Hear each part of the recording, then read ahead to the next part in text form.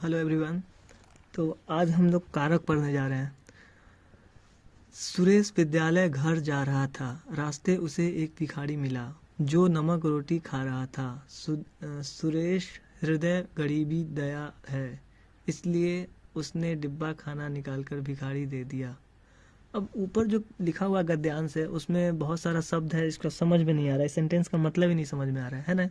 तो बहुत सारा कुछ कुछ कमी नज़र आ रही है हमें। तो अब इसी सेंटेंस को अलग ढंग से पढ़ते हैं, कुछ और शब्दों का इसमें मतलब यूज़ करके। उसके बाद सुरेश विद्यालय से घर जा रहा था। रास्ते में उसे एक भिखारी मिला जो नमक के साथ रोटी खा रहा था। सुरेश के हृदय में गरीबों के लिए दया है, इसलिए उसने डिब्बे से खाना निकालकर भिखारी को दे दिया। अब यहाँ पे हम लोग देख रहे हैं कि रेड कलर से बहुत सारे शब्द नए जुड़ गए हैं, जैसे से, में, के, में, के लिए, से, को। तो इन शब्दों के यूज़ करने से सेंटेंस का पूरा मतलब ही बदल गया है। अब यही सब कारक होते हैं। कारक होते हैं जो शब्दों के बीच में संबंध स्थापित करते हैं। बहुत सारे शब्द रख देने से सेंटेंस नहीं बनता, उसके बीच में संबंध जब तक हम स्थापित नहीं करेंगे तो सेंटेंस का कोई मतलब नहीं होगा, वाक्य पूर्ण ही नहीं होगा। तो जैसे आपने ऊपर देखा होगा कि मोटे छपे कुछ चिन्हों में से के, में, के लिए, से, को आदि के प्रयोग से वाक्यों में आए शब्दों का एक दूसरे से संबंध जुड़ गया और उसका अभिप्राय अच्छी तरह से समझ आया। तो अतः अब आगे हम लोग कारक का डेफिनेशन पढ़ रहे हैं। कारक किसे कहते हैं उसे इसको ध्यान से याद रखिएगा। संज्ञा या सर्वनाम के जिस रूप से वाक्य के अन्य शब्दों से उसका संबंध जोड़ा जाता है वह कारक कहलाता है। यानी कि संज्ञा और सर्वनाम का वाक्य के अन्य शब्दों के साथ संबंध जोड़ने वाले शब्दों को कारक कहते हैं। कारक 8 प्रकार के होते हैं: कर्ता कारक, कर्म कारक, करण कारक, संप्रदान कारक, आपादान कारक, संबंध कारक, अधिकरण कारक और संबोधन कारक। तो 8 तरह के कारक होते हैं। अब कर्ता कारक क्या होता है? कर्ता कारक का चिन्ह है ने, जैसे, और कोई चिन्ह नहीं भी होता है और ने भी यूज होता है। जैसे कि श्याम ने गाना गाया, तो यहाँ पे ने यूज आता है। श्याम गाता है, तो यहाँ पे कोई चीज़ का यूज़ नहीं किया गया, लेकिन यहाँ भी कर्ता कारक है कि श्याम काम करने वाला है, कर्ता करते हैं काम करने वाले को। और ने शब्द का भी इस्तेमाल किया गया है, श्याम ने गाना गाया, तो 2 एग्जाम्पल से कर्ता कारक है। कर्म कारक में होता है को, कर्म कारक में को शब्द का इस्तेमाल किया जाता है। तो श्याम ने कंस को मारा, यहाँ पे को शब्द इस्तेमाल किया गया है यूज़ करने के लिए शब्दों में, सेंटेंस में कंस के साथ स्थापित करने के लिए। उसके बाद करण कारक, करण कारक में से शब्द का इस्तेमाल किया जाता है, लेकिन हम देखेंगे कि आपादान कारक में भी से शब्द का इस्तेमाल किया जाता है। तो यहाँ करण और आपादान में यूज होने वाला से अलग अलग होता है। जैसे करण में जो से है उसका मतलब के द्वारा वाला के होता है। जैसे मैं कलम से लिखती हूँ, तो यहाँ कलम से मतलब कलम के द्वारा लिखा जाना बात किया जा रहा है। अगर कहता है कोई कि मैं साइकिल से स्कूल जाता हूँ, तो यहाँ साइकिल से, तो ये द्वारा मतलब साइकिल के द्वारा स्कूल जाते हैं, तो ये यहाँ करण कारक हुआ। लेकिन जहाँ पेड़ से पत्ते गिर रहे हैं, तो यहाँ जहाँ बिछड़ने का मतलब आता है, अलग होना होता है, तो वहाँ पे जो से यूज किया जाता है वो आपादान कारक होता है। जैसे कि पेड़ से पत्ते गिर रहे हैं,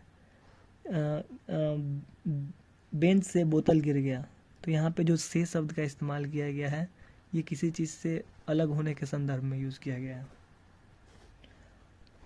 अगला है संप्रदान कारक। संप्रदान कारक को या के लिए शब्द इस्तेमाल किया जाता है तो संप्रदान कारक कहलाता है।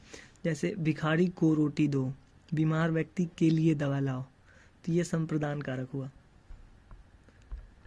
अगला है अपादान कारक, जिसके बारे में हम बता चुके हैं। इसमें भी से यूज होता है लेकिन अलग होने के संदर्भ में। जैसे हिमालय से गंगा निकलती है, तो यहाँ हिमालय से गंगा अलग हो रही है। वृक्ष से पत्ते गिरते हैं, यहाँ पे भी से शब्द का इस्तेमाल किया गया, लेकिन यहाँ भी अलग होने के संदर्भ में है। अगला है संबंध। तो जो शब्द संबंध स्थापित करता है किसी शब्द का किसी सेंटेंस के साथ, उसको बोलते हैं संबंध कारक। जैसे यह कार्तिक का घर है, यहाँ यह घर कार्तिक का है, तो यहाँ घर जो कार्तिक का है, तो ये का शब्द इस्तेमाल किया गया है बताने के लिए कि घर जो है वो कार्तिक का है। संबंध स्थापित किया है घर और कार्तिक के बीच में। अगला है मेज पर पुस्तक पड़ी है, यानी पुस्तक है वो मेज पर पड़ी, नहीं वही पहले हम संबंध के बारे में और भी एग्जांपल्स लेते हैं। कार्तिक के 2 भाई हैं, यानी कि भाई है किसके, तो कार्तिक के। कार्तिक के बीच में और दो भाइयों के बीच में संबंध स्थापित किया गया है के शब्द के द्वारा। कार्तिक की नीली साइकिल है, तो नीली साइकिल और कार्तिक के बीच में जो संबंध स्थापित कर रहा है की शब्द, यानी कि कार्तिक की साइकिल है। अब है अधिकरण कारक, यानी में और पर जब यूज़ किया जाता है तो अधिकरण कारक कहलाता है।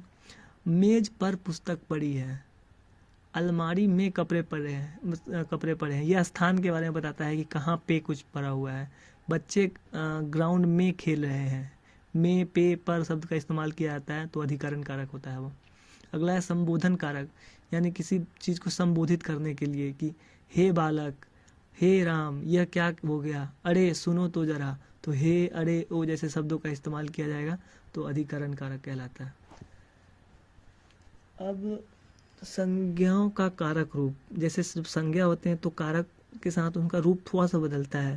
जैसे एक बात वचन के कारक रूप देखो, जैसे कपड़ा है, पुल्लिंग शब्द दो लेते हैं, कपड़ा और हाथ। तो जब कर्म कारक लगाएंगे तो कपड़ा के जगह कपड़े यूज होता है, कपड़े को, फिर कपड़े से, संप्रदान में कपड़े को, आपादान में कपड़े से, कपड़े का, कपड़े में। तो इसको याद कर लीजिएगा ध्यान से कि कैसे शब्दों का रूप बदलता है। हाथ है तो हाथ ज्यों का त्यों रहता है, उसका रूप बदलता नहीं है। हाथ को हाथ से, हाथ को हाथ को हाथ से, हाथ का, हर जगह अलग अलग मायने होते हैं। कर्म कारक में, करण कारक में, सब में अलग अलग उसका जो रूप होता है। यहाँ पे भी आप इसको याद जरूर कर लीजिएगा। से कर्ता ने कर्म को करण से के द्वारा, करण में दो होता है, से होता है लेकिन के द्वारा के संदर्भ में लिया जाता है। संप्रदान को के लिए, अपादान से, यहाँ भी से है लेकिन अलग होने के संबंध में।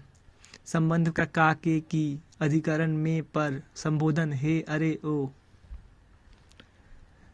अब फिर स्त्रीलिंग शब्द है घड़ी और किताब, तो इसका भी कारक रूप दिया हुआ है। कर्म कारक, करण कारक, सारे जितने भी कारक में किस तरह से यूज होंगे उसके बारे में दिया हुआ है।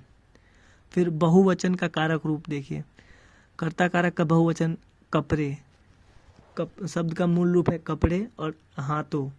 मतलब जब हम बहुवचन के तौर पे देखेंगे तो कपड़े जब कपड़े हो जाते हैं, और जब कारकीय रूप करेंगे तो कपड़े से कपड़ों हो जाएगा। यहाँ ध्यान से देखिएगा, एक सेकंड जूम करते हैं। ये कपड़े, इसका शब्द का मूल रूप है पुल्लिंग शब्द में, बहुवचन में। जैसे नॉर्मल तो कपड़ा होता है लेकिन बहुवचन में कपड़े हो जाते हैं, और जब कारक के रूप में यूज करेंगे तो कपड़ों शब्द यूज करना होगा। हाथों बहुवचन शब्द है और हाथों का हाथों, इसमें बदलाव करने की ज़रूरत नहीं है। घड़ियाँ हैं तो घड़ियाँ तो बहुवचन शब्द है लेकिन घड़ियाँ की जगह पे घड़ियों शब्द का इस्तेमाल करना होगा जब कारकीय रूप इस्तेमाल करेंगे। बहुवचन किताबें हैं लेकिन जब कारकीय शब्द का इस्तेमाल करेंगे, जैसे किताबों, किताबों से, किताबों के लिए, किताबों ने, तो यहाँ किताबों का इस्तेमाल करेंगे किताबें की जगह। लेकिन एक वचन में कोई बदलाव नहीं हुआ, किताब का किताब ही रहेगा हर जगह, घड़ी का घड़ी ही रहेगा। सिर्फ कपड़ा में कपड़ा की जगह पे कपड़े शब्द का इस्तेमाल होगा। तो आप लोग इसको याद जरूर कर लीजिएगा, कर्ता ने, कर्म का, ये जितने भी कारक के रूप हैं और सबका जितना भी साइन है ये याद कर लीजिएगा। आज का चैप्टर यहीं खत्म हुआ। Thank you.